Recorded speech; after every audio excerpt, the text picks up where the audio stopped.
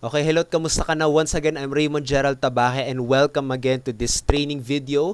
I hope na you're doing great. I hope you're doing awesome. I hope in-enjoy mo pa rin yung business mo kasi gusto ko lang makatulong sa'yo. Kaya ako ginawa tong video na to is para matulungan ka magkaroon ng prospects, ng sales, okay, para mas maging effective yung ginagawa mong marketing strategy. Okay, kahit ano man ang ginagawa mo, either you're a network marketer, internet marketer, affiliate marketer, nagpo-promote ka man ng products online, okay, o kaya sabihin natin, nag-ano ka rin ng business online, okay, so to, gusto ko lang makatulong sa dumaming prospects and sales mo, kaya at saka para mas mag-interact sa yung mga prospect mo, yung mga ganun mga bagay, okay, so ano ba yung pag-uusapan natin ngayon, okay, pag-uusapan kasi natin ngayon is about posting, okay, kung paano ba mag-send ng email or ano ba yung mga psychology or strategy kapag gagawa ka ng email para sa mga prospects mo.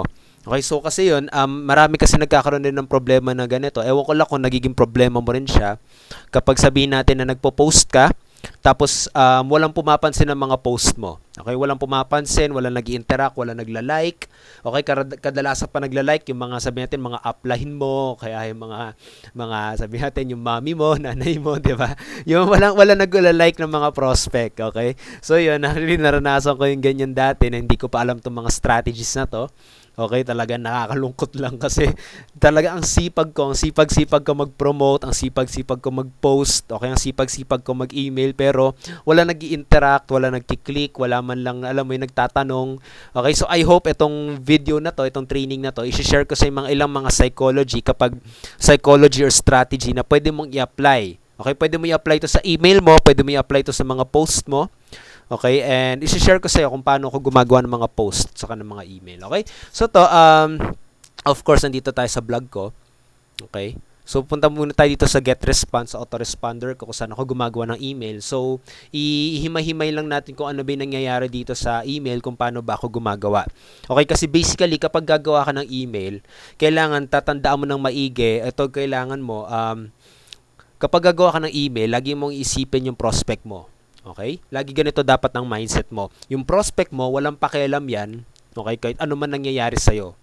Okay? Walang pakialam yan kapag hindi ka kumikita. Walang pakialam yan kapag naghihirap ka ngayon. Ang pakialam niya lang is sarili niya. Okay? Wala yang pakialam kapag napakaganda ng buhay mo. Wala yang pakialam kapag sabi natin na dami mong utang, mga ganon, okay? Kahit napakalungkot mo, wala yun pakialam. Yung pakialam niya lang yung sarili niya.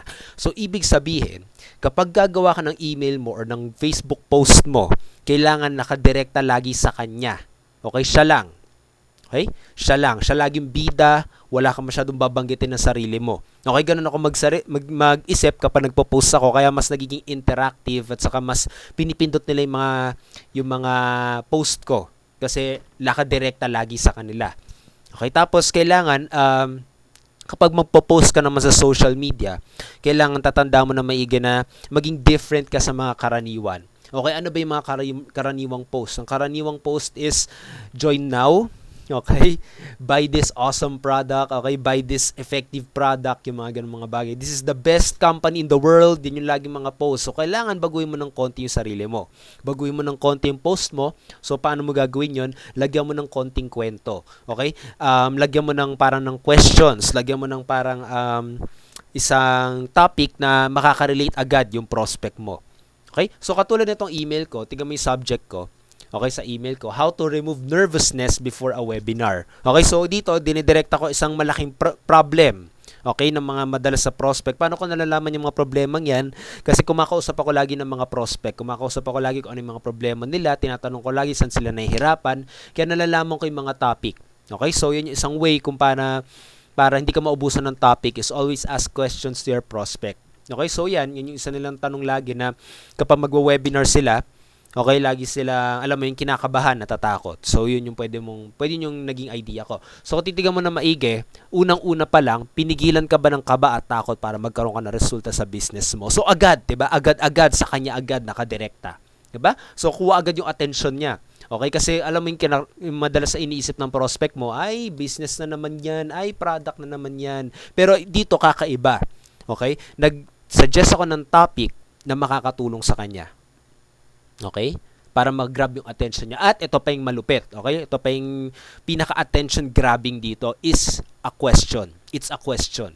Okay? Kung bakit napaka-attention grabbing yun, kasi tayong mga tao, kapag nag-iisip tayo, kapag may tinitignan tayo, mas nadidirekta agad natin yung focus natin sa question. Okay? Bakit? Kasi ganun tayo eh. Okay? Kapag may nakita tayong tanong, lagi na lang natin, alam mo yung automatic, gusto nating sagutin yung tanong na yun. Okay? Kasi ewan kung bakit. Siguro dahil, alam mo yung karaniwang mga tao, diba? Lagi nagmamarunong, diba? Lagi may mga sagot sa bawat tanong, diba? So, ganun siya. Okay, isang malaking effective attention grabber.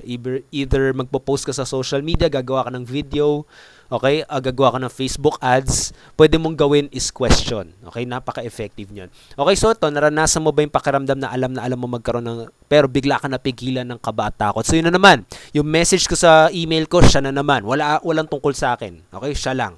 Okay, gusto ko malaman mo na normal at natural lang yan, pero isang paraan para matanggal mo ang takot at kaba mo.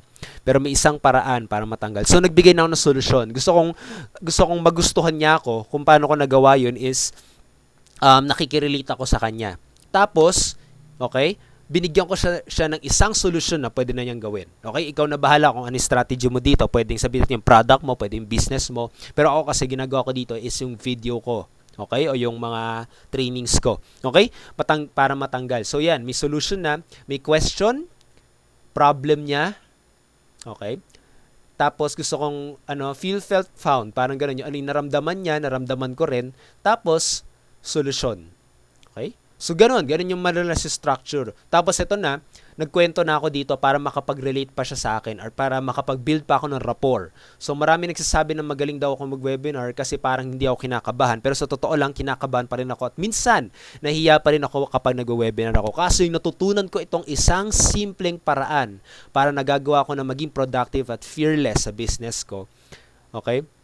So, ayan, nung natutunan ko yun, yung sinabi ko, nagawa ko na maging fearless. Okay, nagawa kong harapin yung fears ko, yung kaba ko. Tapos yun, naniniwala ako makakatulong ito sa'yo.